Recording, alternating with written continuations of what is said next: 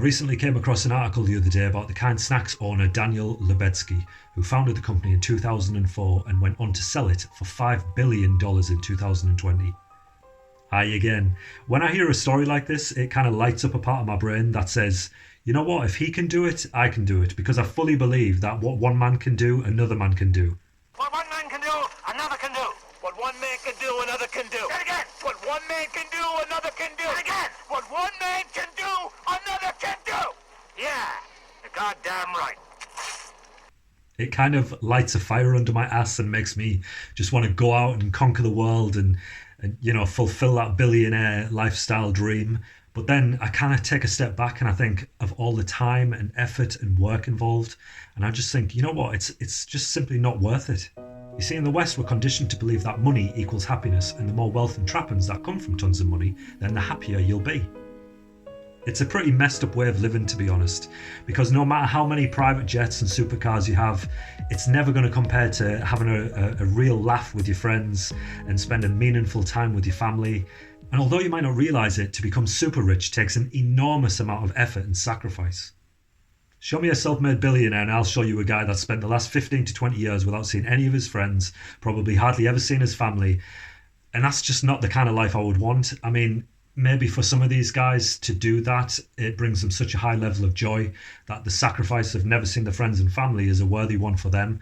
But for me, personally, I think it's all about finding the right balance.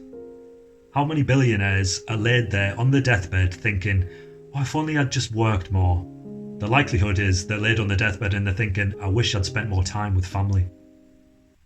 What if, rather than building $1 billion business, they'd instead built a respectable sized company that still made a substantial amount of money, but had a healthy work-life balance? Doesn't that sound like a better option?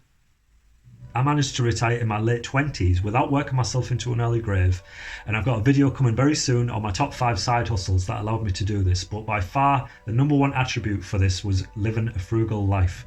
For me, it was all about building a company that I could then reduce my working hours and achieve that healthy work-life balance, while eventually taking my foot off the gas, working less, and having the option of working if I wanted to. The main question that I would ask myself during this time was, how can I earn as much as possible, either passively or by the hour?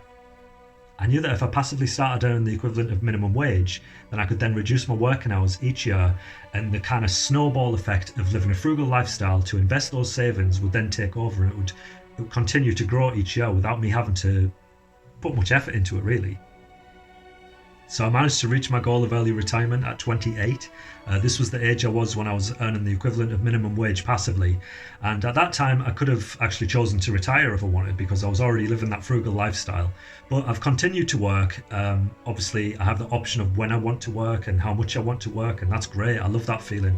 I wish everybody could have that feeling. So if you want some tips and knowledge and some videos of value that can show you what I did to achieve it, then make sure to hit the subscribe button. I'll be putting some videos out very soon that tells you my story on how I did it, and hopefully if you wanted to, you can replicate it. There'll definitely be some great insights there that I want to share with you guys, and I hope you like this video. If you did, whack the like button, and yeah, hopefully I'll see you next time. Ciao.